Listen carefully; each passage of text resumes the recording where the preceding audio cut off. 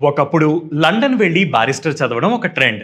స్వాతంత్రానికి ముందు మన దేశం నుంచి ఎందరో భారతీయులు అక్కడ లా చేశారు. అదే తరహాలో పల్లెటూరి పార్వతీశం లండన్ వెళ్లి బారిస్టర్ పార్వతీశంగా తిరిగి వస్తాడు. బారిస్టర్ పార్వతీశం పేరు వినగానే మనకు మన స్కూల్లో తెలుగు ఉపవాచకం గుర్తొస్తుంది కదా. కానీ అందులో ఉన్నది చిన్న భాగం మాత్రమే. నిజానికి ఇది మొదట 3 భాగాలుగా ఉండేది. ఆ తర్వాత ఆ 3 భాగాలను ఒక పుస్తకంగా మిళితం చేశారు. రచయిత మొక్కపాటి నరసింహ శాస్త్రి గారు ఈ నవలని ఆద్యంతం కడుపుబ్బా నవ్వించేలా రాశారు. మొగల్తూరు మించి బయట ప్రపంచమే తెలియని పార్వతీశం బారిస్టర్ కోసం మొదటిసారి ఊరు విడిచి చెన్నై మీదుగా లండన్ చేరుకుంటాడు. కొంతకాలానికి బారిస్టర్ పూర్తి చేసుకుని ఇండియా తిరిగి వస్తాడు. ఈ క్రమంలో పార్వతీశం ఎదుర్కొన్న అనుభవాలకు హాస్యాన్ని జోడించి సన్నివేశాలను రచయిత అందంగా తీర్చిదిద్దారు. పుట్టిన ఊరు తప్ప మరో లోకం ఎరుగని వ్యక్తి బయట ప్రపంచంలోకి అడుగు పెడితే అతను ఎలాంటి అనుభవాలను ఎదుర్కొన్నాడో పార్వతీశం పాత్రతో చాలా